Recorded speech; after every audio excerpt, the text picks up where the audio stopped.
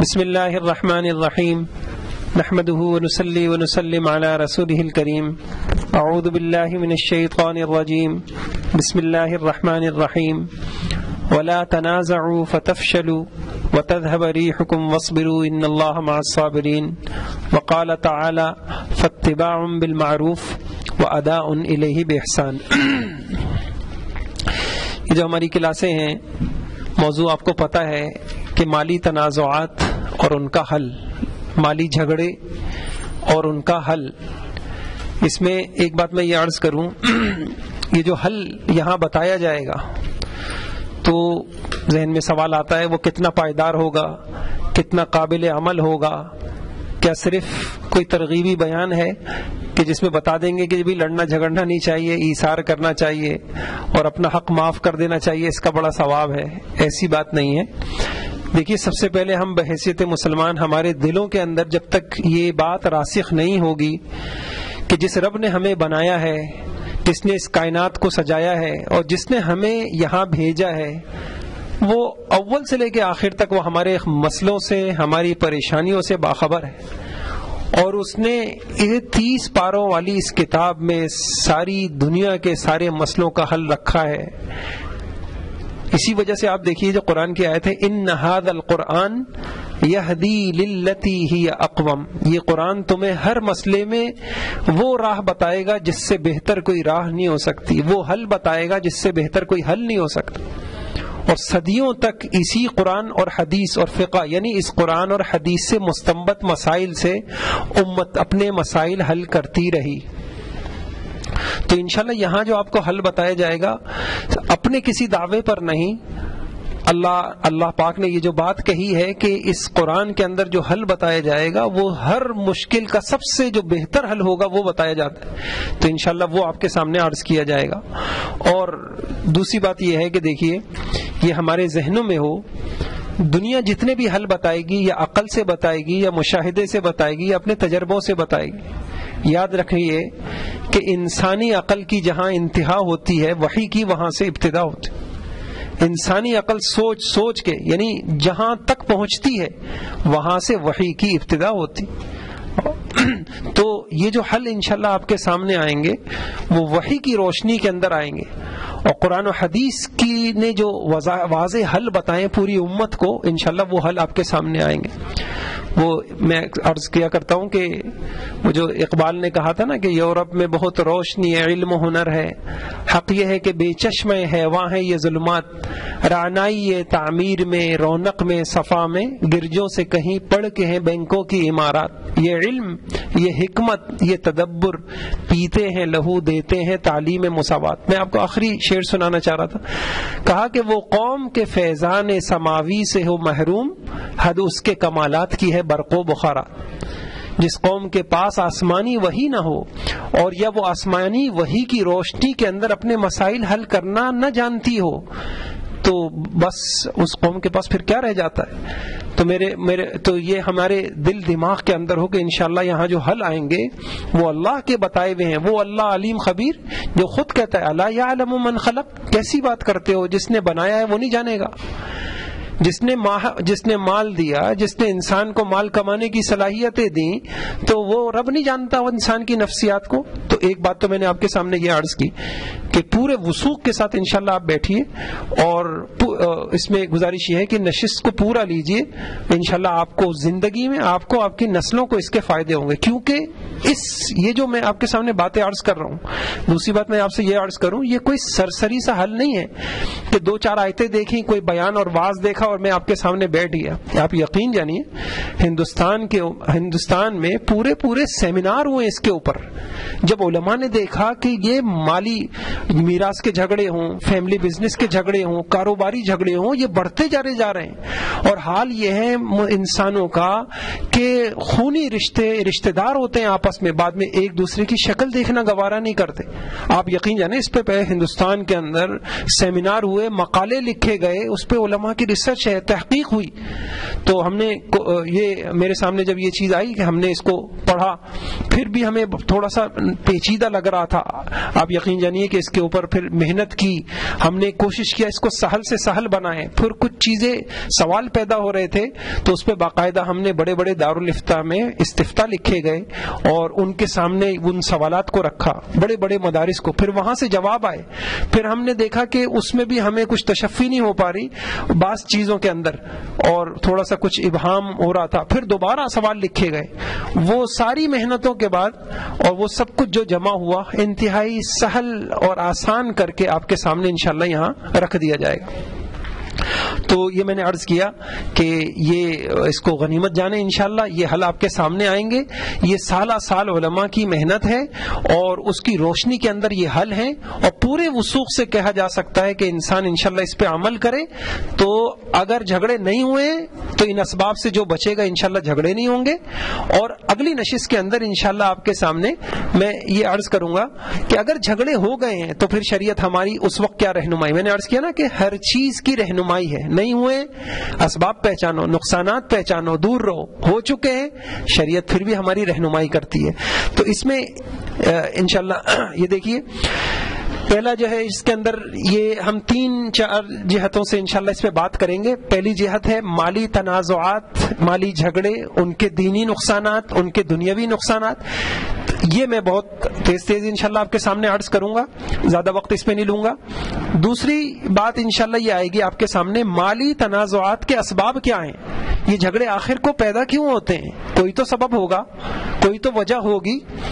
تو اگر ہم ان وجوہات کو پہچان لیں, ان اسباب کو پہچان لیں تاکہ ہم جھگڑے پیدا ہی نہ ہونے دیں, تو انشاءاللہ دوسرے نمبر پر یہ آئے گی بات. اور تیسرے نمبر پر جیسے میں نے عرض کیا کہ بعض اوقات جی جھگڑے ہو چکے ہیں, ہمیں نہیں تھی اتنی دین کی سمجھ, ہم نے نہیں سیکھا ان چیزوں کو اور ہمارے سامنے نہیں آ پائیں, اب ہماری غلط فہمیوں سے اب تو ہو چکے ہیں, اب کیا کریں. تو تیسرے نمبر پر انشاءاللہ کل کی نشست کے اندر اگر جھگڑے پیدا ہو چکے ہیں تو اب ہم ان جھگڑوں کو کیسے حل کر سکتے ہیں, ان کا کیا حل ہے. تو جو پہلا حصہ ہے اس میں دیکھ لیجئے. سب سے پہلی بات میں بہت تیزی کے ساتھ آپ کے سامنے یہ گزروا دوں گا کہ قرآن و حدیث سے جھگڑوں کے کیا نقصانات ہیں. اللہ تعالیٰ نے جھگڑوں سے منع کیا ہے, وَلَا تَنَازَعُوا, آپس میں جھگڑا نہ کیا کرو. قرآن کریم کی ایک آیت ہے فَاتِّبَاعٌ بِالْمَعْرُوفِ وَأَدَاءٌ إِلَيْهِ بِإِحْسَانٍ, اس کی تشریح میں کل اس میں حل کروں گا کیونکہ یہ آیت ہماری بہت ہی قیمتی آیت, 2 جملوں کے اندر اللہ پاک نے سارے مسئلے حل کر دیے ہمارے. اس کی تشریح میں آگے کروں گا, صرف آج مفہوم عرض کرتا ہوں. اللہ کہتے ہیں اپنے حق کا مطالبہ بھی طریقے سے کرو اور حق کی ادائیگی بھی اچھی طریقے سے کرو. مطالبہ غلط ہوگا جھگڑے ہوں گے, مطالبہ اور حق کی ادائیگی صحیح نہیں ہوگی تو جھگڑے ہوں گے. 2 کام کرنے ہیں, مطالبہ بھی کرو تو صحیح کرو. میں انشاءاللہ یا تو آج کی نشست میں آ جائے گی کہ مطالبہ جب غلط ہو تو کیا ہوتا ہے, یا ادائیگی نہ ہو تو کیا شکلیں ہوتی ہیں. آگے حدیث شریف میں آتا ہے ان ابغض الرجال الی اللہ الالد الخصم, سب سے زیادہ اللہ کو جو شخص ناپسند ہے وہ جھگڑالو شخص ہے. حضور صلی اللہ علیہ وسلم نے اس معاملے کو, آپس کے اتفاق کو, محبت کو اتنی اہمیت دیتے تھے. جب آپ تبلیغی وفود روانہ کیا کرتے تھے اور تو ان کو ایک ہدایت خاص طور پہ دیا کرتے تھے, تتابعا ولا تختلفا. حضرت معاذ رضی اللہ تعالیٰ عنہ, ابو موسیٰ اشعری رضی اللہ تعالیٰ عنہ کو دین سکھانے کے لیے بھیجا جا رہا ہے, جو خاص ہدایت دی جا رہی ہے کہ دیکھو آپس میں اتفاق سے رہنا, آپس میں اختلاف نہ کرنا, جھگڑے نہ کرنا, لڑنا نہیں. ایسی ایک حدیث میں اللہ کے نبی نے فرمایا لا تمہاری اخاک, دیکھو اپنے بھائی سے جھگڑا نہ کیا کرو, اور یہ بھی ہر قسم کے جھگڑے کو سے منع کر دیا گیا. آگے یہ جو ہے ایک حدیث میں آتا ہے یہ جو لڑائی اور جھگڑے ہیں یہ فتنہ اور فساد ہے, تو اپنا حق چھوڑ کر ایثار کر کے انسان بہت کچھ لے سکتا ہے. اور دنیا میں بھی تو ہم یہ کرتے ہیں کہ انسان جو ہے بس اوقات بڑے نقصان سے بچنے کے لیے جو ہے چھوٹا نقصان برداشت کر لیتا ہے, بڑے فائدے کے لیے تھوڑا سا نقصان کر لیتا ہے. حدیث میں آتا ہے جو لوگوں کے تم پر حق ہیں وہ تم ادا کرتے رہو, اپنا حق اللہ سے مانگتے رہو. ایک حدیث میں ہے رسول اللہ صلی اللہ علیہ وسلم نے فرمایا اللہ تعالیٰ کی رحمت ہو اس بندے پر جو فروخت کرنے اور خریدنے اور اپنا حق کا تقاضا کرنے اور وصول کرنے میں نرمی اختیار کریں. یہاں بس میں ایک چھوٹی سی بات عرض کروں گا. دیکھیے یہاں رحمت کا لفظ استعمال ہوا. ایک بہت بڑے اللہ والے ہیں, بار بار اس بات کو دہراتے ہیں کہ دیکھو ہماری زندگی کی خوشیاں وہ مال سے وابستہ نہیں ہیں, اللہ کی قسم وہ اللہ کی رحمتوں سے وابستہ ہیں. جس خوش نصیب کی زندگیوں پہ اللہ کی رحمتیں ہو جائیں, میرے بھائیوں, مال کی قلت اس کو نقصان نہیں پہنچا سکتی, اس کی زندگیاں خوشیوں سے بھر. ہم محتاج ہیں اللہ کی رحمتوں کے. تو دیکھیے کیا دعا حضور کی دعائیں ہیں. آج تو کوئی بڑا بزرگ آ جائے اور وہ ہمارے لیے ہاتھ اٹھا کے دعا کر دیں, ہم اس کو بہت خوش ہو جاتے ہیں. ہمیں بتائے گئے اسباب, تو فرمایا کہ انسان اللہ تعالیٰ کی رحمت ہو اس بندے پر جو فروخت کرنے میں, خریدنے میں, اپنے حق کا مطالبہ کرنے میں, وصول کرنے میں نرمی اختیار کر. ایسے ایک حدیث میں فرمایا کہ حضور صلی اللہ علیہ وسلم نے فرمایا تم سے پہلے ایک آدمی تھا, اس کی بخشش صرف اس بنیاد پہ کر دی گئی کہ جب وہ خرید و فروخت کرتا تھا یا کسی چیز کا مطالبہ کرتا, تقاضا کرتا اپنے حق کا, تو نرمی کرتا تھا, تو نرمی کی بنیاد پر بخشش ہو گئی. اور ایک حدیث میں بخاری شریف کی روایت ہے, آپ صلی اللہ علیہ وسلم نے فرمایا کہ گزشتہ امت میں ایک آدمی تھا, موت کا وقت آیا, فرشتہ روح کر قبض کرنے کے لیے آیا, تو فرشتے نے اس سے پوچھا کہ بھئی تمہارا کوئی نیک عمل ہے؟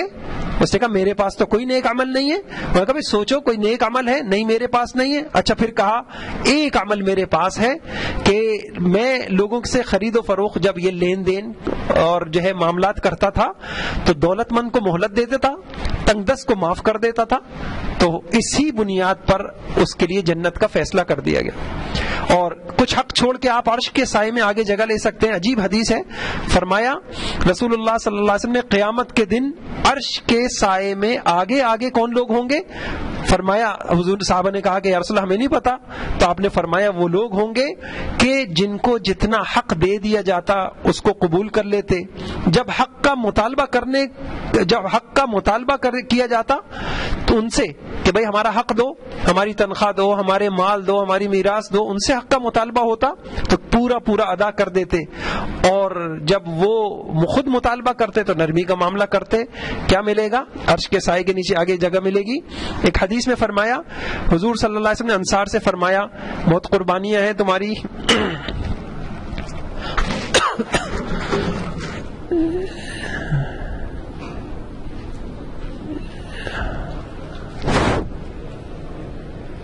دیکھ لیں جی. چلیں یہ حصہ تو میں عرض کرتا ہوں آپ کے سامنے. حضور صلی اللہ علیہ وسلم نے فرمایا, انصار سے فرمایا کہ بڑی قربانیاں ہیں, دیکھو ایک وقت ایسا آئے گا کہ تم وہی انصار جس نے دین کے خاطر اتنی قربانیاں دی تم کو پیچھے کیا جائے گا. پھر فرمایا کہ پوچھا گیا کہ جی ہم کیا کریں ایسے موقع پر؟ فرمایا صبر اختیار کر لینا, ایثار اختیار کر لینا, اور حوض کوثر پہ آ کے مجھ سے مل لینا.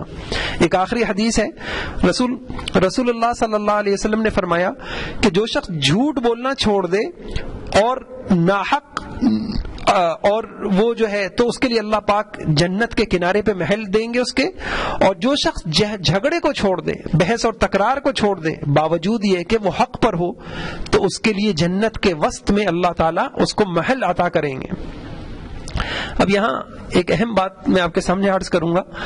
جب یہ حدیثیں ہم سنتے ہیں, یعنی آپ نے جو اس میں اب تک جو میں نے حدیثیں پڑھی اور آیتیں پڑھی, اس میں ہمیں جو باتیں بتائی گئیں کہ بھائی جھگڑا نہیں کرنا چاہیے, اللہ نے بھی منع کیا ہے, جی اللہ کے رسول نے منع کیا ہے, اور ہم نے اس میں یہ پڑھا کہ ہمیں حکم یہ ہے کہ اپنے ذمے کے حقوق ادا کرتے رہو, اور جو ہے دوسروں سے جو حق لینا ہو حتی الامکان اس کو معاف کرتے رہو. اور ہم کو حکم یہ دیا گیا ہے کہ حق کے مطالبے میں نرمی کرو, چشم پوشی کرو. کیا ملے گا تمہیں؟ اللہ کی رحمتیں ملیں گی, بخششیں ملیں گی, عرش کے سائے میں آگے آگے جگہ ملے گی. اور یہ بتایا گیا جی حوض کوثر پہ پانی ملے گا, حضور کی زیارت ملے گی, جنت کے بلند و بالا محلات ملیں گے. تو ایک سوال ذہن میں آتا ہے کہ مولانا صاحب یہ لاکھوں کی جائیداد ہے, اتنا بڑا کاروبار ہے, ممبر پہ بیٹھ کے یہ کہنا آسان ہے, اور ویسے یہ تو کوئی حل نہیں ہوا. تو بھائی میں یہاں ہی عرض کروں گا، وہ تو بڑے لوگ تھے جو جا چکے اور بڑی اچھی زندگی گزار کے، تو میں یہ عرض کروں گا کہ ٹھیک ہے ہم بڑی قربانیاں نہیں دے سکتے تو چھوٹے چھوٹے جھگڑوں کے لیے چھوٹی چھوٹی چیزوں پہ تو نہ جھگڑیں. ہمارے جھگڑے بڑے نہیں ہیں آج، ہمارے جھگڑے تو 1,00,000 روپے کے اوپر بھی آج خونی رشتوں کے اندر آپ دیکھیں ایک دوسرے کی شکل دیکھنے کے لیے تیار نہیں ہے. 1,00,000 کے اوپر جس کو اللہ نے اتنا دے رکھا ہے، آپ یقیناً چند ہزاروں پر اور چند ٹکوں کے اوپر جو ہے وہ ہمارے جھگڑے ابھی بہت بڑے نہیں ہیں. تو میں یہ کہہ رہا ہوں بڑا ایثار نہ کر سکیں، زندگی میں چھوٹے چھوٹے ایثار کر لیں. آپ یقین جانیں بسا اوقات تھوڑا سا ایک قدم انسان پیچھے ہٹ جائے اور چھوٹی چیز کا ایثار کر دے. اور ایسے لوگ ہیں، ابھی قریب میں ہی ایک صاحب، ان کا یہی فیملی بزنس، بھائی کا انتقال ہو گیا، اب کاروبار کے اندر بھائی کے بیٹے آ گئے، ایک طرف بھائی ہے. تو میں نے ان سے پوچھا، میں نے کہا بھائی ہم تو یہی سنتے آئے ہیں کہ فیملی بزنس جو ہے یہ 3 نسلوں سے آگے نہیں چلا کرتا، تو یہ آپ کے یہاں جھگڑے؟ تو کہنے ہیں. میں نے کہا آپ کیسے ڈیل کر رہے ہیں؟ کہنے ایثار سے. الحمدللہ ایک بڑے کو اللہ نے سمجھ دے دی. اب کیا مطلب ایثار سے؟ ایسا نہیں ہے کہ ان کا کاروبار ختم ہو گیا جی انہوں نے ایثار کر کے بھانجو تم سارا لے لو، بھتیجو تم سارا لے لو، میں جو ہے بیٹھ جاتا. ایسا کچھ نہیں کیا. چھوٹی چھوٹی باتیں انسان کبھی کسی کی مان لی، کبھی اپنا مطالبہ جو ہے پورا کروا لیا، کبھی دوسرے کا مان لیا. رشتوں کو مقدم کہا، صلہ رحمی کو مقدم کیا، اللہ کی رحمت کے طلبگار بنے. آپ یقین جانیے کہ یہ چھوٹے چھوٹے ایثار بھی ہماری زندگیوں کے اندر آ جائیں، اللہ کی بڑی بڑی رحمتیں ہماری طرف متوجہ ہو جائیں، ہمارے بڑے بڑے مسئلے انشاءاللہ حل ہو جائیں. تو یہ ان حدیثوں سے میں اتنا عرض کروں گا کہ جتنا ظرف اللہ نے ہمیں دیا ہم وہاں سے تو شروع کر دیں. ایک بات میں نے عرض کر دی. پھر یہ جو مالی تنازعات ہوتے ہیں ان کے نقصانات زیادہ تفصیل سے نہیں عرض کروں گا، آپ کے سامنے ہے کہ انسان کے کاروباری ترقیوں میں بھی رکاوٹ بنتے ہیں اور سرمایہ لگتا ہے، صلاحیتیں لگتی ہیں، آپس میں نفرتیں ہوتی ہیں، قانونی جنگیں شروع ہو جاتی ہیں اور وقت جو ہے انسان کا برباد ہونا شروع ہو جاتا ہے. اور جو ہے یہ ساری چیزیں جو ہے دنیاوی اعتبار سے بھی انسان کو نقصان دے دیتی ہیں اور آخرت کے اعتبار سے بھی. بس یہ میں نے بہت مختصر سا آپ کے سامنے اللہ رسول کے فرمان کیا ہیں، تعلیمات کیا ہیں، اللہ رسول کا ہم سے مطالبہ کیا، یہ میں نے رکھ دیا. اب میں اسباب کی طرف آتا ہوں اور یہ حصہ ہمارا بہت اہم ہے. اس میں کچھ فقہی مسائل بھی ہیں تو انشاءاللہ ہم اس کو بھی سمجھیں گے، اگلی زندگی میں بہت کام دیں گے. تو سب سے پہلی بات جو پہلا سبب ہے اور جھگڑوں کا وہ سبب کیا ہے؟ دیکھیے شریعت کی تعلیمات یہ ہیں، معاملات بالکل صاف شفاف ہونے چاہیے، اس میں ابہام نہیں ہونا چاہیے، کوئی چیز غیر واضح نہیں ہونی چاہیے، ہر چیز بالکل کلیئر ہونی چاہیے، حقوق کا پتہ ہو. آپ آ رہے ہیں میرے ساتھ، آپ میرے ساتھ کام کر رہے ہیں، آپ کا حق کیا ہے، آپ کی حدود کیا ہیں، آپ کے اختیارات کیا ہیں، آپ کا نفع کیا ہے، آپ کا نقصان کیا ہے، آپ کی ذمہ داریاں کیا ہیں، آپ کا وقت کیا ہے. ایک ایک چیز صاف ستھری ہونی چاہیے، ایک ایک چیز لکھی ہوئی ہونی چاہیے. اگر امت مسلمہ کاش کہ اس شریعت کی اس تعلیم کے اوپر عمل کر لیتی تو آج وہ حالات نہیں ہوتے جو ہمارے جھگڑوں کے حالات. تو پہلی تعلیم جو ہمیں ملتی ہے قرآن میں حدیث میں وہ یہ ملتی. آپ حیران ہوں گے یہ جو قرآن پاک کی اگر سوال کیا جائے سب سے بڑی آیت کون سی ہے؟ اس کو آیت مداینہ کہتے ہیں. یا ایھا الذین آمنوا اذا تداینتم بدین، کتنی ہوگی؟ 15 لائن 16 لائن، ایک صفحے کے بقدر ایک آیت پورے قرآن کی سب سے. اچھا جی اس آیت کا موضوع کیا ہے؟ کیا یہ نماز سے متعلق ہے، یہ روزے سے متعلق ہے، زکوٰۃ سے متعلق ہے، حج سے متعلق ہے، تبلیغ سے متعلق ہے، تربیت سے، کس چیز سے؟ یہ آیت صرف اس بات سے متعلق ہے لوگوں اپنے معاملات لکھا کرو. آپ تصور کریں 30 یعنی وہ قرآن جو صرف آپ دیکھیں، آپ اگر قرآن سے نماز کی رکھتے دیکھنا چاہیں تو آپ کو مشکل سے ملیں گی. آپ روزے کے مسائل دیکھنا چاہیں تو موٹی موٹی باتیں ملیں گی. آپ زکوٰۃ کی شرح دیکھنا چاہیں نہیں ملے گی. اب قرآن ایک طرف اتنا اجمال رکھ رہا ہے، وہ رب علیم اور خبیر جانتا تھا ان کے دنیا آخرت کے نفع اس چیز کے اندر ہیں. ان کے معاملات صاف ہونے چاہیے، ہر چیز کلیئر ہونی چاہیے، ہر بات واضح ہونی چاہیے، ابہام نہیں ہونا چاہیے، سب کو پتہ ہونا چاہیے. آج کچھ بھی نہیں پتہ ہوتا. تو پوری اس آیت کو آیت مداینہ کہتے ہیں. اور یہ قرآن کی سب سے بڑی آیت، اس کے اندر حکم کیا ہے؟ حکم یہ ہے کہ لوگوں تمہارے معاملات شفاف ہونے چاہیے، تمہارے معاملات واضح ہونے چاہیے، صاف ہونے چاہیے.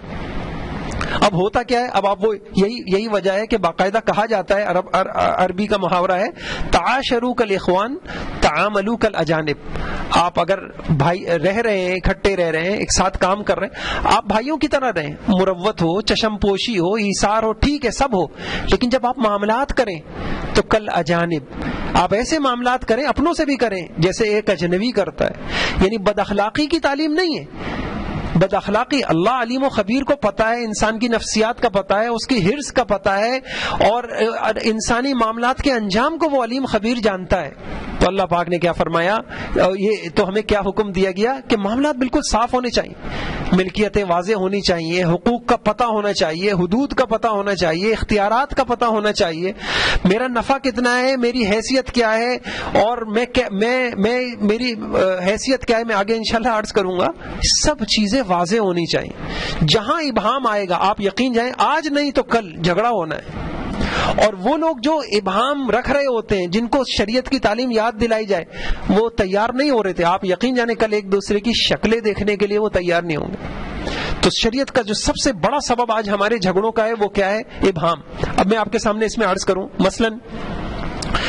مثلا آپ دیکھیے فیملی بزنس میں کیسے یہ ابہام پایا جاتا ہے, اور کیسے ہمارے معاملات غیر واضح ہوتے ہیں, شفاف نہیں ہوتے, صاف نہیں ہوتے, کلیئر نہیں ہوتے. نتیجہ کیا نکلتا ہے؟ دیکھیے سب سے پہلے کیا ہوتا ہے, مثال کے طور پر باپ کا کاروبار ہے, بچے ابھی چھوٹے اور تعلیم میں لگے ہوئے ہیں. آہستہ آہستہ آپ نے دیکھا جی بچے بڑے ہوتے گئے, کاروباری لوگ جی زیادہ پڑھانا نہیں ہے, ایک جو بڑا بچہ تھا اس کو اپنے ساتھ کاروبار میں لگا لیا. اب کاروبار میں تو آ گیا بچہ, لیکن بچے کو کچھ نہیں پتا, باپ نے کچھ واضح نہیں کیا. ابھی میرے سامنے ایسا واقعہ ہوا, آپ یقین جانیں نسل در نسل ماشاءاللہ والد کو اللہ نے بڑی عمر دی, اور جو ہے ان کی زندگی کے اندر وہ جو ہے کیا نام ہے, بچے بھی ان کے دادا بن گئے, نانا بن گئے. لیکن کیا ہے, کچھ نہیں پتا کس کا کیا ہے. ایک دکان ہے اور والد کی ہے, اور اللہ پاک نے جو ہے وہ اس کے بعد کیا ہوا جی, بچوں کی تعلیم مکمل ہوتی گئی, اسی دکان میں بچے بھی آتے چلے گئے, لیکن کچھ نہیں پتا یہ بچے کس حیثیت سے آ رہے ہیں. کیا ان کی حیثیت پارٹنر اور شریک کی ہے, ان کی حیثیت معاون کی ہے, یا ان کی حیثیت ملازم کی ہے؟ کچھ نہیں پتا. پھر ہر حیثیت کے تقاضے, مثال کے طور پر اگر یہ بچہ میرے ساتھ بطور ملازم ہے تو ملازم کی تنخواہ ہوتی ہے, اس کی تنخواہ کتنی ہوگی کچھ نہیں پتا. یا اگر بطور پارٹنر ہے, شریک ہیں, تو نفع نقصان, اس کی فیصد, تناسب کیا ہے, کچھ پتا نہیں ہے. نتیجہ کیا ہوتا ہے, اب جی کاروبار چل رہا ہے, باپ کو ضرورت پڑی باپ نے پیسے نکال لیے, بچے کو ضرورت پڑی بچوں نے نکال لی, اسی دکان سے ایک اور مزید دکان خرید لی, اسی دکان سے ایک گھر بھی بنا لیا اپنا, اسی دکان کے اندر جو ہے ماشاءاللہ ترقی ہوتی چلی جا رہی ہے. اچھا جی اب کیا ہو رہا ہے, اب وہ دوسرے بچے بھی آ گئے. اب یہ ان کے گیپ بھی ہو سکتا ہے, کہ ہو سکتا ہے یہ پہلا والا 10 سال سے محنت کر رہا ہے, دوسرا والا 10 سال کے بعد آیا. اچھا پھر کیا ہوا, اسی دکان سے اخراجات بھی پورے ہو رہے ہیں. ایک بچی کی شادی کا وقت آیا, اسی دکان سے پیسے نکالے گئے, باپ کو ضرورت پڑتی ہے, باپ بیماری کے اخراجات بھی نکالے جا رہے ہیں, شادی کے اخراجات بھی وہاں سے نکالے جا رہے ہیں, اور کوئی ضرورت بیچ میں تعلیمی اخراجات بھی نکالے جا رہے ہیں, لیکن کچھ نہیں پتا کیا نکالا جا رہا ہے, کیا خرچ کیا جا رہا ہے, کس حیثیت سے خرچ کیا جا رہا ہے. اچھا اب کیا ہوتا ہے, اسی طریقے سے جو ہے اب مثال کے طور پہ اگر بیچ میں کہہ دیا جائے کہ بھائی یہ بالکل غلط ہو رہا ہے, شریعت کا حکم ہے کہ ہر چیز بالکل واضح ہونی چاہیے, صاف اور شفاف. آپ کے یہ جو بیٹے ہیں یہ واضح ہی نہیں ہے, ان کی حیثیت کیا ہے, کیا یہ آپ کے پارٹنر ہیں؟ اچھا جی پارٹنر ہے تو کتنے میں, ان کا نفع کتنا ہوگا, نقصان میں کتنا, فیصد ان کا کتنا ہوگا. شرکت کے پورے ابواب فقہ کی کتابوں کے اندر لکھے ہوئے, اور ان کے باقاعدہ احکام ہیں, شرکت کب صحیح ہوتی ہے, کب فاسد ہو جاتی ہے, ایک شریک کے کیا اختیارات ہوتے ہیں, کیا ایک شریک کے دوسرے کے اوپر کیا حقوق ہوتے ہیں, کچھ نہیں پتا. اب نتیجہ کیا نکلتا ہے کہ مزید بچے بھی آ گئے جی, اور خدا نخواستہ والد کا انتقال ہو گیا. اب وہ کل تک جب یہ بات کہی جا رہی تھی کہ بھائی آپ حیثیتوں کو واضح کر لیں, متعین کر لیں, تو نہیں جی باپ بیٹے کے اندر یہ تو دوری کی بات ہے, باپ بیٹے میں ایسا کیسے کر لیں, بھائی بھائی ہیں جی ماشاءاللہ محبت سے رہ رہے ہیں, ہمارے ہاں یہ وہ باتیں نہیں ہیں, کوئی تیار نہیں ہے. اب نتیجہ کیا ہوتا ہے جی, اب اسی طریقے سے مزید جو ہے وہ چلتا رہا, والد کا انتقال ہو گیا, اس کے بعد بھی کچھ عرصے چلتے رہے, نئی نسل آ گئی, جذباتی نسل آ گئی, اور اب کیا ہوا, اب جھگڑے ایسے کھڑے ہو جاتے ہیں. کل تک جو یہ کہہ رہے تھے کہ جی باپ بیٹے کے درمیان کیا, بھائی بھائی کے درمیان کیا, آپ یقین جانیں اب وہ ایک دوسرے کی شکل دیکھنے کے لیے تیار نہیں. اور اب نوعیت یہاں تک پہنچ گئی ہے کہ عدالت کے اندر مقدمات ہو رہے ہیں، الزامات لگ رہے ہیں، تم زیادہ کھا گئے، تمہاری شادی پہ اتنا خرچ ہو گیا، تم نے اتنا نکال لیا، تم نے اتنا لے لیا. وہی جو ایک ساری زندگی کمایا میرے بھائیوں، یہ ناکامی نہیں ہے، یہ ناکام باپ نہیں ہے کہ شریعت کا ایک حکم توڑ کر وہ اپنی اولادوں کو آپس میں نفرتیں دے کے چلا گیا کہ وہ اولادیں جو ہے نا وہ ایک دوسرے کی شکل دیکھنے کے لیے تیار نہیں. ہوا کیا ہے کہ شریعت کا ایک حکم ٹوٹا تھا کہ بھائی دیکھو، شریعت نے پہلے جس دن وہ پہلا بیٹا آیا تھا شریعت نے کہا تھا اس کی حیثیت متعین کرو. میں آگے انشاءاللہ آپ کو بتاؤں گا کیسے حیثیت متعین کی جاتی ہے. اچھا، تو یہ آپ نے دیکھا کہ یہ سارے جھگڑے کہاں سے نکلے کہ وہ جو حیثیتیں تھیں وہ متعین نہیں تھے، اختیارات متعین نہیں تھے، کس کا کتنا حق ہے وہ متعین نہیں تھا، کس کو کون کس حیثیت سے کام کر رہا ہے وہ متعین نہیں تھا. اس کی دوسری مثال دیکھیے آپ، یہی سبب میں آپ سے عرض کر رہا ہوں، ملکیتوں کا متعین نہیں ہونا، حیثیتوں کا متعین نہیں ہونا، حقوق کا، حدود کا، اختیارات کا، نفع نقصان کا متعین نہ ہونا، یہ جھگڑے یہاں بھی پیدا کرتا ہے. مثلا اکثر یہ صرف وہ میں مسئلے بتا رہا ہوں جس کے انبار لگے ہوئے دارالفتاؤں میں. اتنے جھگڑے ہیں کہ میں آپ کو بتا نہیں سکتا. یعنی ہر دوسرا فتویٰ یہی ہوتا ہے. اب کیا ہوتا ہے، مثال کے طور پہ ایک مکان تعمیر ہو رہا ہے. اب مکان تعمیر ہو رہا ہے، کچھ پیسے باپ نے لگا دیے، کچھ ایک صاحب حیثیت بیٹے نے لگا دیے، کچھ پیسے قرضے لے لیے گئے، اور جی مکان تعمیر ہو رہا ہے. اب ہونا کیا چاہیے تھا کہ وہی بات ہونی چاہیے تھی. شریعت کہہ رہی تھی کہ بھئی واضح کرو یہ تم جو پیسے دے رہے ہو اس کی حیثیت کیا ہے. کیا یہ قرض دے رہے ہو باپ کو؟ یہ جو آپ نے پیسے لگائے خاموشی سے، جی آج چھت بنا دی گئی، آج جو ہے نا کچھ دیواریں اٹھا دی گئیں، اور آج جو ہے نا وہ جو فلاں چیز ہو گئی، آپ یہ جو پیسے خرچ کر رہے ہیں آپ کے دل میں کیا ہے؟ آپ کیا باپ کا معاونت کر رہے ہیں صرف، یا آپ باپ کو قرض دے رہے ہیں؟ جو آپ کو قرض جو ہے وہ باپ سے واپس لینا ہے، یا آپ بطور شریک کے کر رہے ہیں کہ بھائی جتنا میرا لگے گا اتنا پلاٹ میرا ہوگا، اتنا مکان میرا ہوگا؟ کیا ہے، کیا کچھ نہیں پتا کہ یہ قرض تھا، یہ اعانت تھی، مدد تھی، یا یہ بطور شراکت کے تھا، کچھ نہیں پتا چلا. اب ہوا کیا، اچھا جی اس گھر کے اندر رہتے رہے، کسی نے سمجھا بھی دیا مسئلہ، تو بس بات نہیں آئی جی باپ بیٹے کے اندر، تو یہ بہت دوری کی بات ہے کہ یہ چیزیں واضح ہوں، اچھا نہیں لگتا جی.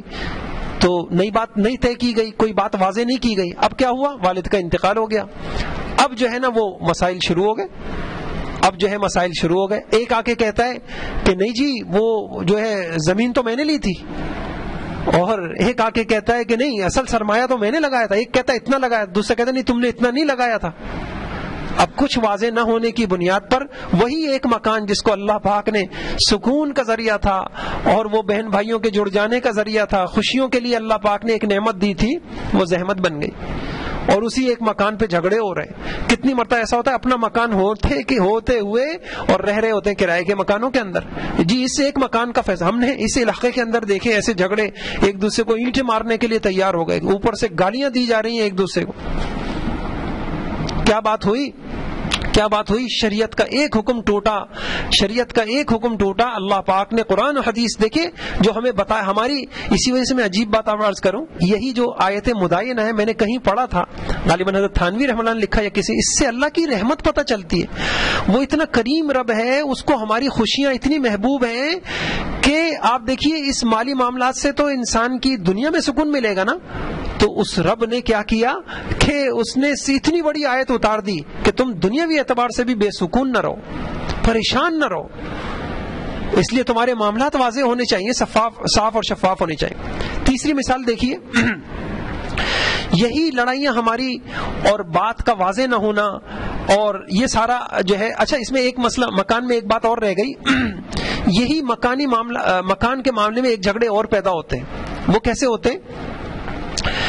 میراث وہ اس طریقے سے ہوتے ہیں کہ جی باپ نے مثلا بیوی کے نام کر دیا، ایک پلاٹ نام کر دیا. اب بھائی پتہ ہی نہیں، شریعت کا یہ حکم پتہ نہیں کیا نام کر دینے سے کسی کے نام ہو جاتا ہے.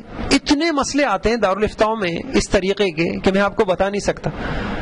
اب بیوی جو ہے وہ خوش فہمی کے اندر ہے کہ جی یہ تو پلاٹ میراث میں نہیں جائے گا، یہ تو پورا میرا ملے گا، انہوں نے یہ فلیٹ میرے نام کر دیا تھا. باقی جو نقدی ہے بینک میں پڑا ہوا ہے میراث تو اس میں تقسیم ہوگی. حالانکہ آپ دیکھیے شریعت کا حکم یہ ہے کہ صرف نام کر دینے سے کچھ نہیں ہوتا, باقاعدہ قبضہ کرانا, اختیارات دینا, بیوی کے مالکانہ اختیارات دینا, اور اپنے ساری جو ہے یوں کہو کہ کیا نام ہے اپنا عمل دخل وہاں سے ہٹا لینا. اس طریقے سے اگر کوئی چیز دی جائے گی تو شریعت اس کو تسلیم کرتی ہے, چاہے آپ کتنے.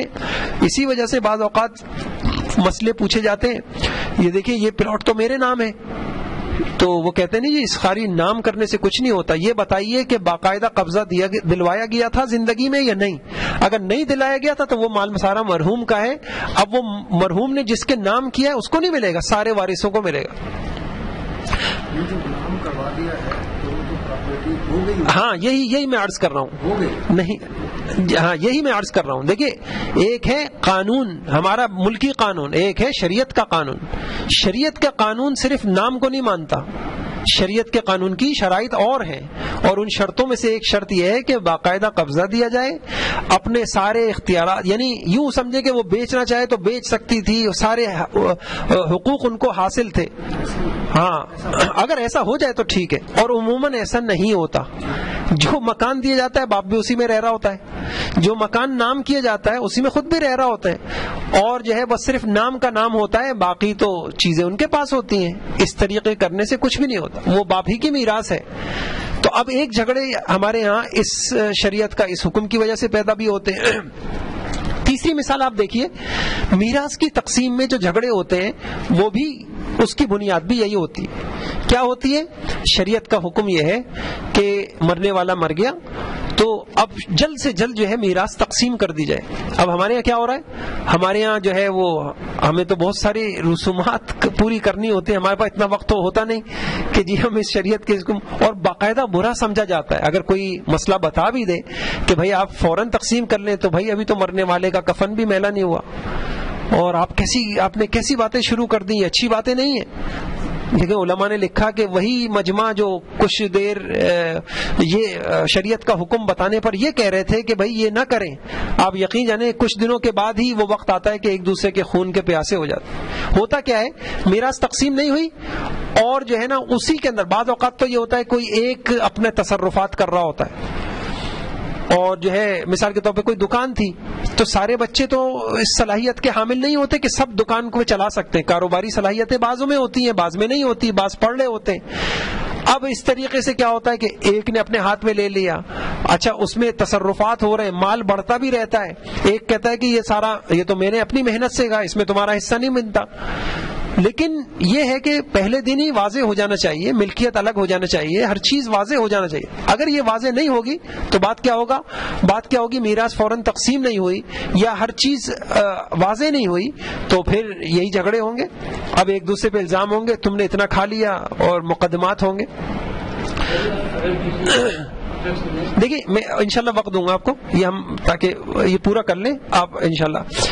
اب ذرا غور سے دیکھیے گا, میں نے عرض کیا میں نے آپ کے سامنے یہ عرض کیا کہ شریعت کا ایک حکم ہے, معاملات کرو بالکل صاف شفاف کرو, ہر چیز کی لکھت پڑھت کر لو, بالکل واضح کرو, کسی قسم کا کوئی ابہام نہ ہو, کسی قسم کی کوئی پوشیدگی نہ ہو, اور ہر چیز بالکل کلیئر ہو, واضح ہونا چاہیے. جہاں ابہام آئے گا, اور تو وہ ابہام کس طریقے سے آتا ہے وہ میں نے آپ کے سامنے عرض کیا. ملکیتوں کا پتہ ہونا چاہیے, حدود کا پتہ ہونا چاہیے, اختیارات کا پتہ ہونا چاہیے. اچھا اس میں ہمارے بڑوں کا جن کے پاس قرآن و حدیث کا علم ہوتا ہے, آپ ان کی زندگیاں دیکھیں. یہ واقع آگے چلیں. یہ حضرت معتقی عثمانی صاحب نے اپنا واقعہ بیان کیا کہ ہمارے والد صاحب کا انتقال ہوا, مفتی اعظم پاکستان مفتی شفیع صاحب رحمۃ اللہ علیہ کا. تو جو ڈاکٹر عبدالحی صاحب تھے, یہی ایف بلاک میں رہتے تھے, تو ڈاکٹر صاحب آئے تو کہنے لگے کہ بڑی طبیعت میں ایک تو بہت زیادہ ضعف بھی تھا, کمزوری بھی تھی, اور ساتھ ساتھ غم بھی تھا. تو ہم نے محسوس کیا تو والد صاحب کا خمیرہ رکھا ہوا تھا. تو ہم نے حضرت سے عرض کیا کہ حضرت یہ خمیرہ رکھا ہوا ہے والد صاحب کا, یہ استعمال کر لیجئے. فرمایا نہیں, اب یہ کسی ایک کی ملکیت نہیں ہے, اب یہ والد صاحب کا نہیں ہے, اب اس میں سارے ورثاء کا حق ہے, جس میں خواتین بھی ہیں, جس میں ان کے ورثاء میں وہ ہیں, اب یہ کس کے نہیں. تو کہنے لگے ہم نے کہا دیکھو بڑوں کے ایک چمچہ ہے، اور کہنے لگے ہم نے کہا دیکھو بڑوں کی سوچ کہاں تک ہوتی. تو کہنے لگے ہم نے کہا کہ اول تو سارے ہم جو ورثاء ہیں بالغ ہیں، نابالغ کی اجازت کا اعتبار نہیں ہوتا، نابالغ ہدیہ نہیں کر سکتا، تو ہم سب بالغ ہیں اور اپنی خوشی سے ہماری تو یہ خمیرہ جتنا آپ استعمال کر لیں گے ہم زیادہ خوش ہوں گے.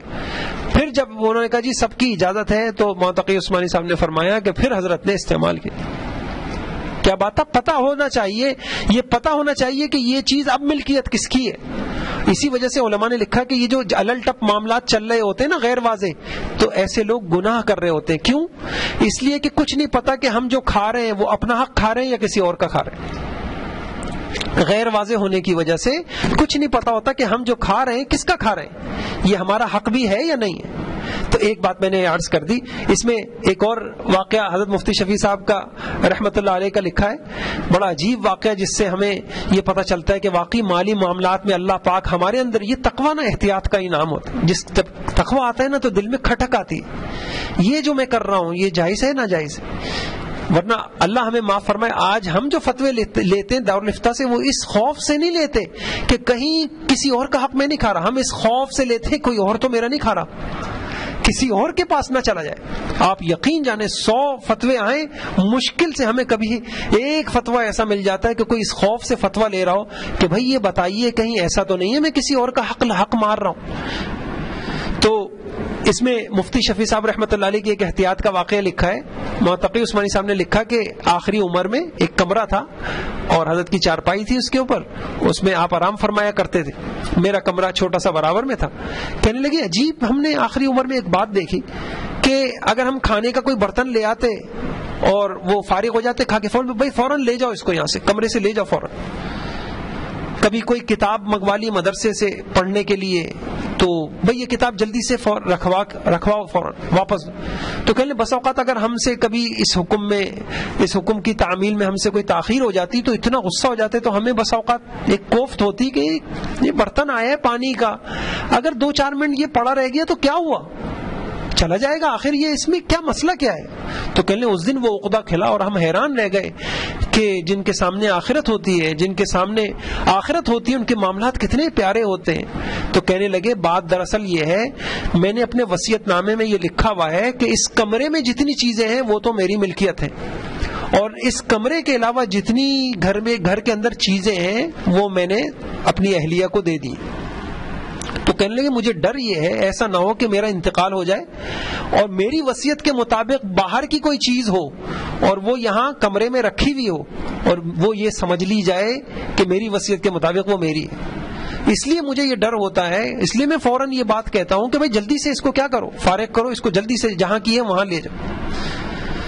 تو کیا بات دیکھیں، کیا پتہ ہونا چاہیے. آپ یقین جانیں کچھ پتہ ہی نہیں ہوتا.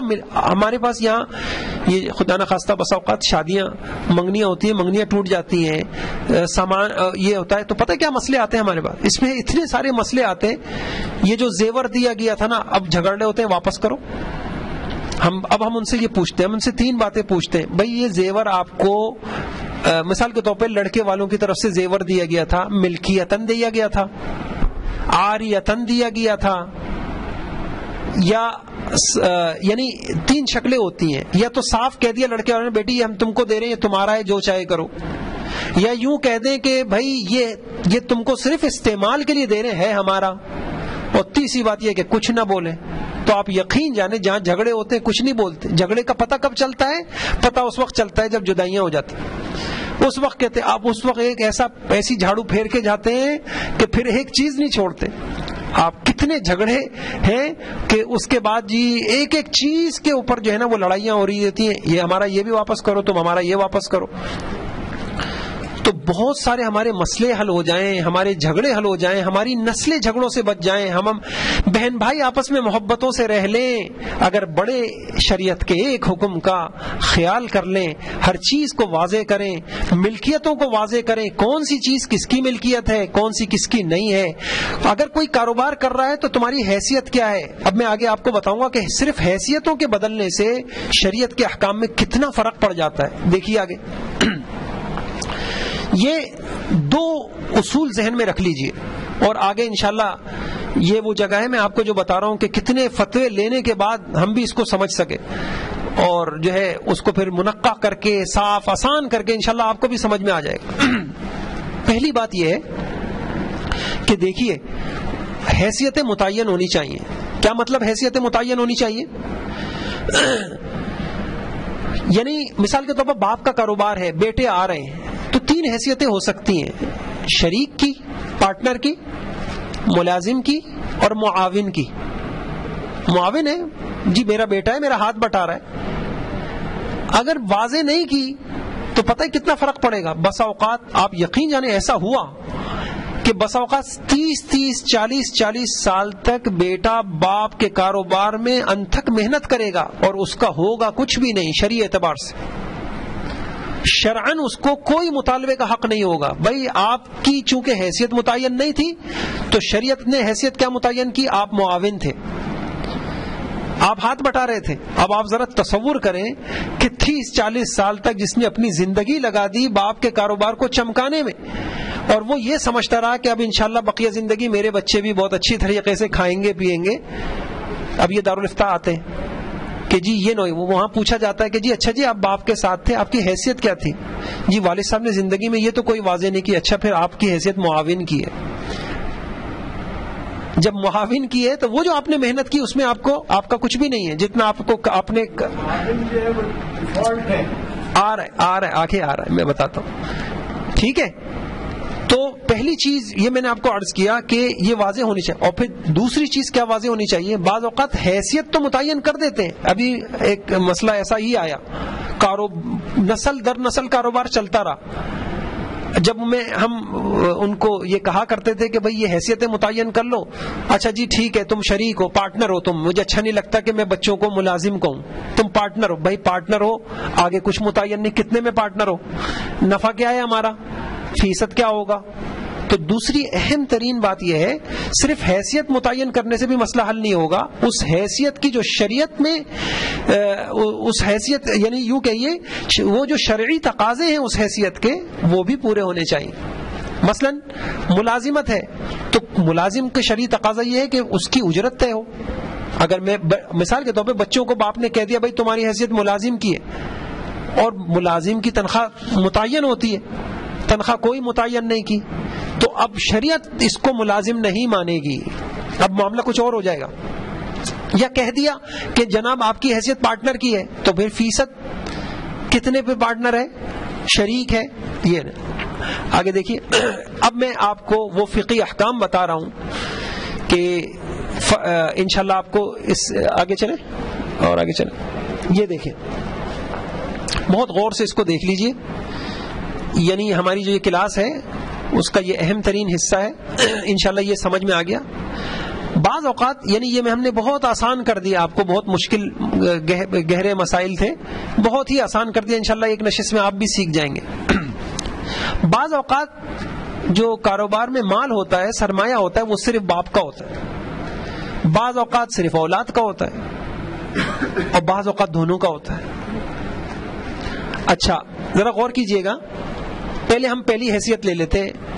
اگر سرمایہ صرف والد کا ہے, بلکہ اگلی سلائیڈ چلیں اس میں یہ والی لے.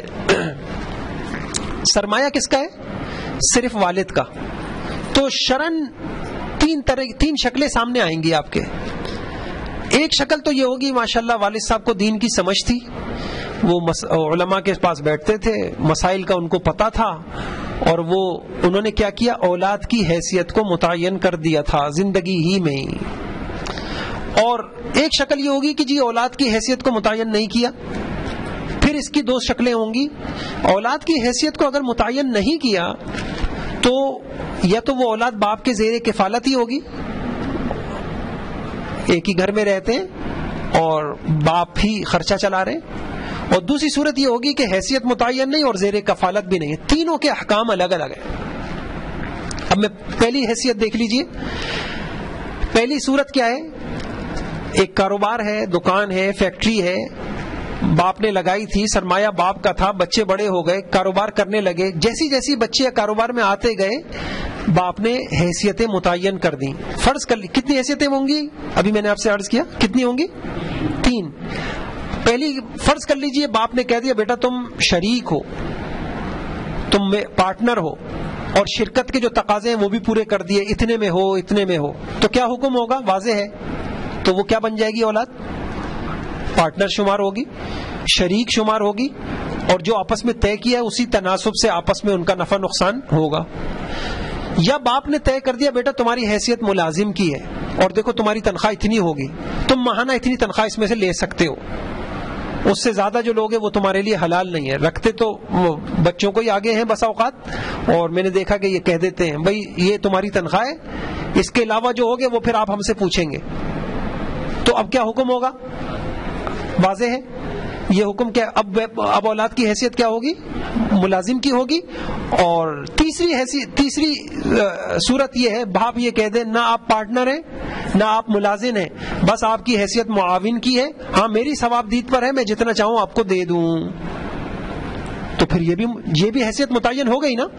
تو جب یہ حیثیت متعین ہو گئی تو بس یہ نہ ان کو پارٹنر کے طور پہ نہ کوئی نفع میں ان کی کوئی شرکت ہوگی، نہ ملازمت کے اعتبار سے ان کی کوئی تنخواہ ملے گی، باپ کی ثوابدید پر ہوگا 1 روپیہ دے دے 1 لاکھ روپے دے دے۔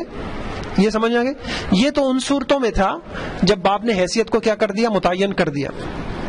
دوسری صورت دیکھیے، دوسری صورت یہ ہے باپ نے اولاد کی کوئی حیثیت متعین نہیں کی، باپ نے اولاد کی کوئی حیثیت، جیسا کہ آج کل ہو رہا ہے۔ اب مسئلے میں فرق پڑ جائے گا، 2 شکلوں سے یوں سمجھیے کہ 2 صورتیں ہیں۔ یہ دیکھا جائے گا کہ وہ اولاد جو ہے وہ باپ کے زیر کفالت ہے یا نہیں ہے۔ اگر اولاد کی کوئی حیثیت بھی متعین نہیں ہے اور رہتی بھی باپ کے زیر کفالت ہے تو کیا حکم ہوگا؟ اولاد کی حیثیت ہوگی معاون کی، یعنی آپ کا کچھ بھی نہیں ہے، آپ صرف ہاتھ بٹا رہے ہیں، چاہے آپ 30 سال 40 سال بھی لگتے رہیں گے، آپ کا الگ سے کچھ بھی نہیں ہے، جو کچھ بھی ہے جب مرے گا آپ کو میراث میں تو ملے گا، لیکن آپ کا اس میں کوئی ملکیت، آپ کا اس میں 1 روپیہ بھی نہیں ہے۔ یہ سمجھ میں آ گئی مسئلہ؟ دوسری حیثیت میں بھی دوہروا بھی دوں گا آپ کو۔ یہ تیسری صورت آپ یہ دیکھ لیجئے، باپ نے کوئی حیثیت اولاد کی متعین نہیں کی اور اولاد زیر کفالت نہیں ہے، بس اوقات آپ نے دیکھا اولاد رہتی الگ ہے، گھر الگ ہے، فلیٹ الگ ہے، کاروبار کے وقت جو ہے وہ باپ کے ساتھ آ جاتی۔ اب یہاں پہ بھی وہی ہوا، حیثیت متعین نہیں کی، تو اب جو ہے اولاد کی جو علماء فرماتے ہیں اب جو حیثیت ہوگی اولاد کی اس کی شکل یہ ہوگی کہ ان کو اجرت مثل ملے گی، کیونکہ آپ سے غلطی ہو گئی۔ اگر یہ ملازم ہے تو آپ کی تنخواہ متعین ہونی تھی، وہ آپ نے کی نہیں، تو ان کو اجرت مثل ملے گی۔ اجرت مثل کس کو کہتے ہیں؟ اجرت مثل کا مطلب ہوتا ہے اس جیسا کام اگر کوئی اور کرتا تو اس کو جو تنخواہ ملتی اتنا حق اس کا بنتا ہے۔ یہ 3 آپ ذرا سا میں بولوں گا، آپ دوہرا دیجیے گا میرے ساتھ۔ اگر باپ نے اولاد کی حیثیت متعین کر دی تو کیا حکم ہوگا؟ جو حیثیت متعین کر دی اسی کے مطابق، مثلا شریک کی متعین کر دی تو کیا سمجھا جائے گا؟ شریک، پارٹنر، اور اس کو نفع ملے گا طے شدہ۔ اور اگر ملازم کی متعین کر دی تو کیا سمجھا جائے گا؟ ملازم۔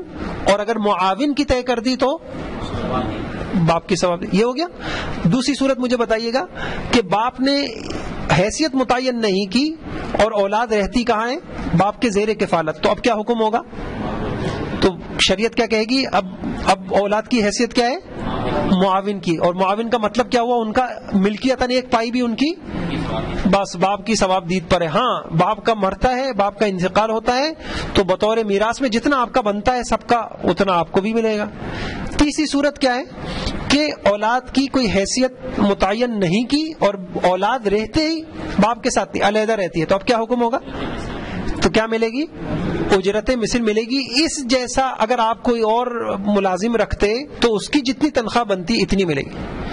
آگے چلیے، یہ 3 جب آپ نے باپ کی میں سننی تو یہی 3 اولاد میں بھی بنیں گی، یہ میں نہیں بتاتا، بلکہ آپ خود متعین کر دیں۔ مثلا اصل کاروبار اولاد کا ہو اور انہوں نے کہا جی ابا جان کو بھی ہم ساتھ رکھ لیتے ہیں، اب وہی بات ہوں گی۔ ابا جان کی حیثیت متعین کر دی تو کیا حکم ہوگا؟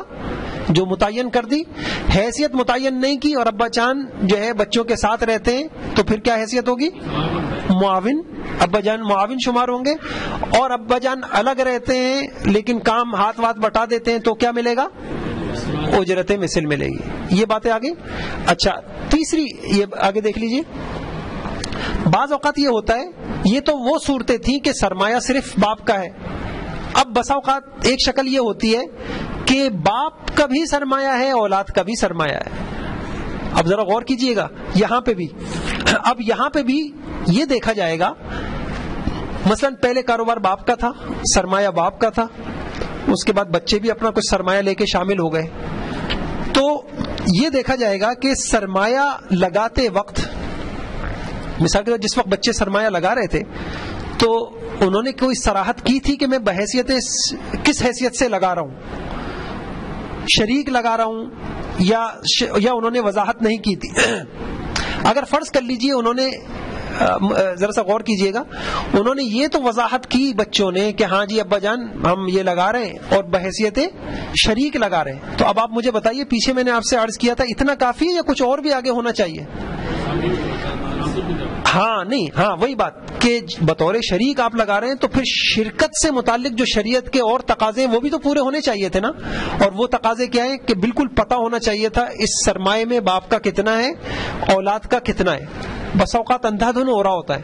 یہ تو طے ہو گیا کہ جی ہاں ٹھیک ہے آپ شریک ہیں، لیکن کیا نہیں طے ہوا؟ فیصد طے نہیں ہو، کچھ نہیں پتا کہ بیٹے نے کتنا لگایا اور باپ کا اصل کتنا تھا. تو اب آپ بتائیے کیا حکم ہوگا؟ اصل حکم شریعت کا اس صورت میں یہ ہے کہ برابر برابر ہوگا، جو نفع ہوگا کیا ہوگا. البتہ ایک صلح کی ایک صورت علماء نے یہ بھی لکھی کہ یہ شکل بن سکتی ہے کہ باپ بیٹے بیٹھیں اور خوب غور و فکر کر کے یہ طے کر لیں ابا جان کا اتنا تھا، مثلا 50% تھا، ایک بیٹے کا 30% تھا، دوسرے بیٹے کا 20% تھا. آپس میں انہوں نے مشاورت سے یا سوچ بچار کے انہوں نے طے کر لیا اور اس پہ اتفاق ہو گیا. تو صلح کی یہ صورت بھی جائیے، پھر نفع بھی اسی تناسب سے کیا ہو جائے. ورنہ اگر شرکت تو کہا تھا، صراحت کر دی تھی اور تناسب کوئی پتہ نہیں تھا تو اصولاً کیا ہے، سب آدھا آدھا. اور جی مثال کے طور پہ سرمایہ باپ کا تھا، بعد میں بچے بھی اپنا سرمایہ لے آئے، بس اندھا دھن کام چلتا رہا، کاروبار چلتا رہا اور کچھ نہیں، بس انہوں نے کہہ دیا جی ہم شریک ہیں. ہاں جی ٹھیک ہے تم شریک ہو، بھائی شریک ہو تو سرمایہ کتنا، نفع کتنا، کچھ طے نہیں ہوا. تو اب اس کا حکم شریعت میں جو یہ ہے کہ اب برابر برابر ہوگا، الا یہ کہ آپس میں بیٹھے اور خوب غور و فکر کر کے غالب گمان سے وہ طے کر لیں. مثلا جی ابا جان نے 50% لگایا تھا، 30% فلاں بیٹے نے لگایا تھا، 20% فلاں نے لگایا تھا، لہٰذا اب نفع میں بھی یہی تناسب اور یہی ریشو ہوگا. تو یہ بھی جائز ہے. آخری صورت کیا لکھی ہوئی ہے بتائیے کہ تناسب کون سی صورت ہے؟ 8ویں ہے جی. سرمایہ یہ 8ویں تو میں نے بتائی نا جی. ہاں ایک تو میں نے یہ بتائی نا آپ کو، 7ویں یہ تھی سرمایہ اور نفع کا تناسب طے کر لیا تھا. تو بات واضح ہے، سرمایہ دونوں کا تھا، سرمایہ بھی طے تھا، تناسب بھی طے تھا. بات صحیح ہے، جس کا جتنا طے کیا تھا اتنا ملے گا. وہ جو 8ویں صورت تھی اس میں وہ تھا، آپ نے یہ تو کہہ دیا تھا کہ بیٹے شریک ہیں لیکن کچھ نہیں پتا تناسب کیا ہے، سرمایہ کتنا ہے. تو اس صورت کا میں نے حکم بتایا. اور آخری صورت سرمایہ لگاتے وقت حیثیتی کی آپ نے کوئی صلاحیت نہیں کی، تو وہی بات آ جائے گی معاون. آپ کا سرمایہ تھا، بچے نے لگا دیا. جیسے میں نے آپ کو کہا اگر مکان بنانے میں بچے لگا دیں اور یہ نہ بتائیں ابا جان کو کہ ابا جان میں قرض کے طور پہ دے رہا ہوں، یہ بعد میں وصول کروں گا، تو کیا سمجھے جائیں گے؟ معاون. یہ سمجھ میں آ گئی جی بات. تو یہ بہت آپ یقین جانیں کہ آنکھیں پھٹی کی پھٹی رہ جاتی ہیں جب 40-50 سال زندگی کی ساری محنت کے بعد جب فتویٰ لینے آتے ہیں اور پھر وہی ہوتا ہے اللہ ہمیں معاف فرمائے. تو پھر کیا ہوتا ہے، میں نہیں مانتا فتوے کو. دنیا بھی گئی انسان کی اور آخرت بھی گئی، صرف شریعت کا ایک حکم توڑا. اتنا ظرف تو کسی میں ہوتا نہیں. بات کہاں سے نکلی کہ اسی وجہ سے کہا جاتا ہے کہ بھائی اسی وجہ سے دیکھیں نا حضرت عمر رضی اللہ عنہ کاروبار کرنے نہیں دیتے تھے. آپ پہلے سیکھیے پھر آپ آئیے، آپ سود سیکھیے، جوا کا مسائل سیکھیے. انشاءاللہ اللہ نے چاہا یہ نشستیں بھی کرائیں گے، انشاءاللہ یہ چند نشستوں کے اندر آپ ماہر ہو جائیں گے. کاروبار کی شکلوں میں سود کیا ہوتا ہے اللہ نے چاہا سب ہو جائے گا. تو یہ چیزیں ہیں. تو آگے چلیے، بس میں انشاءاللہ ختم کرتا ہوں، ٹائم ہو گیا. یہ جو مشکل تھوڑی سی جگہ تھی اور جو فقہی اعتبار سے بڑے مسائل تھے وہ آپ نے سمجھ لیے. اب یہ کچھ احتیاطی چیزیں ہیں, ہم ان سے بھی بچیں گے تو انشاءاللہ اللہ ہمارے مالی معاملات میں جھگڑوں سے بچیں گے. ایک جھگڑے کا سبب کیا ہوتا ہے؟ روایات اور جذبات کی بجائے اصول اور ضوابط کی اہمیت ہونی چاہیے. گھریلو جھگڑوں میں بھی یہی ہوتا ہے. مثال کے طور پر ابا جان نے کہا, بچوں سے کہہ رہے ہیں بیٹا یہ داماد ہے, اچھا نہیں لگتا, تم اس کو بھی کاروبار میں شریک کرو. بچے نے داماد ہے جی, ہم بیٹی دی ہے. اب یہ بسا اوقات جب ہمارے یہاں کیا ہو جاتا ہے, اصول اور ضوابط بڑے پسے پش ڈال دیتے اور ہمارے یہاں روایات اور جذبات, نہیں بیٹا یہ ہونی چاہیے. اس میں پتہ کیا ہو رہا ہے, ایک سے قربانی لی جا رہی ہوتی ہے زبردستی کی, اور ایک کے لیے زبردستی احسان ہو رہا ہوتا ہے. جب ہمارے بڑے اس رویوں پہ آ جاتے ہیں نا, اللہ کی قسم, تو چھوٹے ایک دوسرے کی شکل دیکھنا بھی نہیں چاہتے. میں آپ کو بتاؤں گھریلو زندگی میں کیا ہوتا ہے, ہماری گھریلو زندگی میں کیا ہوتا ہے, ماں چاہتی جی اچھا ہے جی, آج ہمارے یہاں آپ یقین جائیں نا, روزانہ بھی جھگڑے ہو جائیں نا, ماں باپ کہ نہیں الگ نہیں ہونا, اکٹھا رہنا ہے سب کو, لڑ مر کے سب یہی مر جائیں لیکن الگ نہیں ہونا.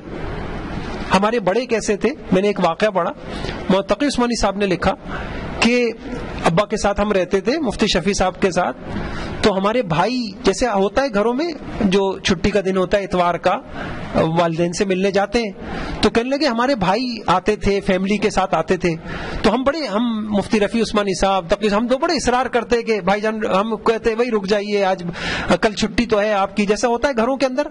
آپ ذرا دیکھیں کہ جن بڑوں کے پاس وحی والا نور ہوتا ہے, آخرت ہوتی ہے, وہ کتنے سمجھدار ہوتے ہیں. کہنے ابا جان نے ہمیں بلایا, مفتی شفیع صاحب نے تقی صاحب کو, رفیع عثمانی صاحب, کہا تم نے اپنی بیویوں سے بھی پوچھا ہے, تم نے اپنی بیویوں سے بھی پوچھا ہے, تو ذمہ داریاں تو ان کی پڑیں گی نا.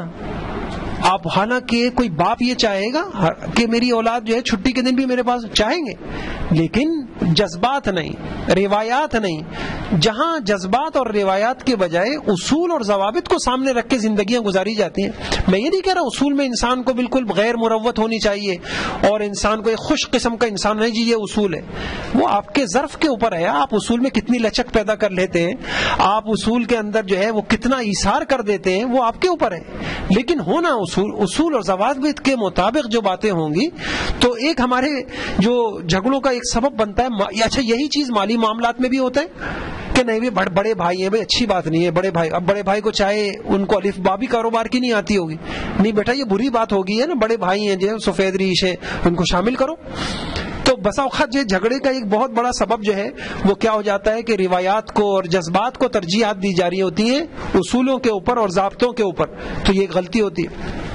پھر ایک اہم بات یہ ہے کہ غیر رسمی طریقہ کار کو ترجیح نہ دی جائے, بلکہ کیا ہونی چاہیے, تمام معاہدے, اصول, ضوابط کاروبار شروع کرنے سے لے کے نہ صرف ختم کرنے تک بلکہ اس کے بعد بھی, میرے مرنے کے بعد انتظامی معاملات کیا ہوں گے, کاروبار شروع کرنے سے لے کر ختم کرنے تک, یعنی وہ یہ کہتے ہیں کیا حقوق ہوں گے کس کے, کون آئے گا, اختیارات کیا ہوں گے, حدود کیا ہوں گے, اور کس طریقے سے معاملات چلیں گے, ہر چیز قانون. اور بہتر یہ ہے کہ قانونی طور پہ تحریری شکل کے اندر یہ چیزیں موجود ہونی چاہیے. ایسا نہیں ہو کہ بس نہ کچھ لکھا نہ پڑھا, بس سب جو ہے اعتماد پہ چل رہا ہے.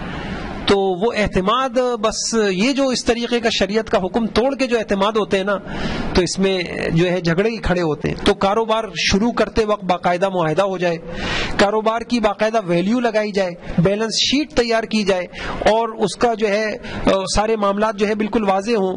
اسی طریقے سے اگر کوئی فرد کاروبار چھوڑ کے نکلتا ہے تو نکلنے کے کیا ضابطے ہوں گے, کیا اصول ہوں گے, وہ اصول جو ہے پہلے سے واضح ہو جائیں. اور مستقبل میں کوئی بھائی الگ ہونا چاہے تو اس صورت کے اندر جی کیا معاملات ہوں گے, یہ الگ ہو جائیں. اور حتیٰ کہ میں نے آپ سے عرض کیا کہ اگر بڑے اپنے بعد بھی انتظامات کس کے ہاتھ میں ہوں گے, انتظامات کا طریقہ کار کیا ہوگا, وہ سب اگر طے کر لیے جائیں حتی الامکان, تو اور ان چیزوں سے بچا جائے, یہی شریعت کی تعلیم ہے, تو انشاءاللہ وہ جھگڑے پیدا نہ ہوں اور ایک دوسرے پر یعنی حق تلفیاں نہ ہوں. اور بس یہ موٹی موٹی کچھ میں نے باتیں عرض کی تھی, یہ ایک سبب میں نے آپ کے سامنے عرض کر دیا. ہمارے جھگڑوں کا خلاصہ عرض کرتا ہوں، ہمارے جھگڑوں کا بنیادی سبب شریعت کا ایک بہت بڑا حکم کہ معاملات بالکل صاف ہونے چاہیے، شفاف ہونے چاہیے، ملکیتیں واضح ہونی چاہیے، حقوق کا پتہ ہونا چاہیے، اختیارات کا پتہ ہونا چاہیے۔ شریعت کا جب یہ حکم ٹوٹتا ہے اور کس کس طریقے سے ٹوٹتا ہے، میں نے عرض کیا آگے جا کے حیثیتوں کا پتہ ہونا چاہیے، حیثیتوں کی تعیین ہونی چاہیے، پھر اس کے شرعی تقاضوں کا پتہ ہونا چاہیے، پھر ان شرعی تقاضوں کو آدمی پورا کرے، تو پھر انشاءاللہ اللہ کی ذات سے امید ہے کہ یہ جھگڑے نہ ہوں۔ تو ایک منٹ، تو یہ میں نے آپ کے سامنے کچھ نقصانات بھی سامنے آ گئے، اور حتی الامکان جتنا انسان کے اندر وہ ظرف ہو تو وہ آدمی اس کو ایثار سے بھی کام لے اور وہ سب کچھ کرے۔ یہ ساری پھر روایات اور جذبات کے بجائے اصول ہوں، ضابطے ہوں، اور ہر چیز کے ہوں، اور تحریر میں ہوں، قانونی طور پہ ہوں، معاملات ہوں، تو انشاءاللہ اللہ نے چاہا تو یہ جھگڑے نہ ہوں گے۔ تو یہ تھوڑا سا حصہ وہ تھا۔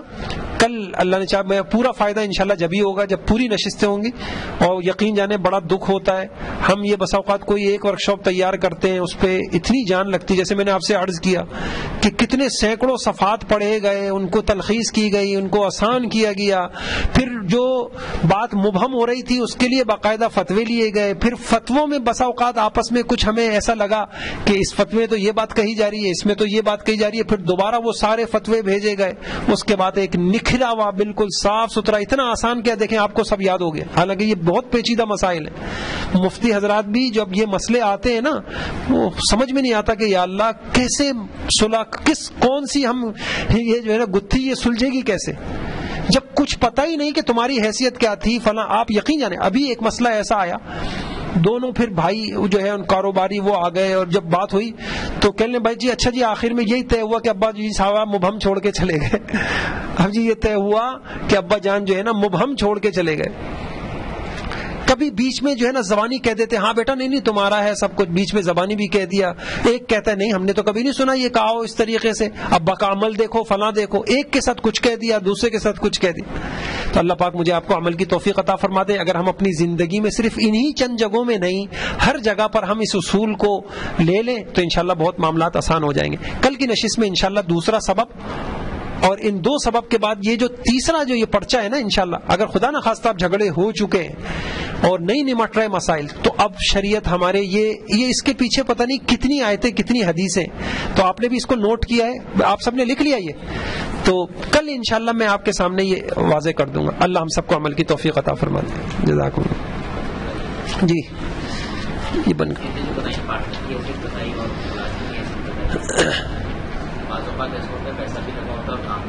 ہاں اس کے احکام اور الگ ہو جائیں۔ ہاں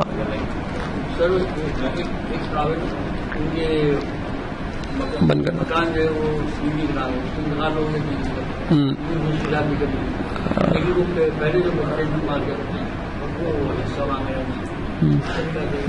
بس وہی جب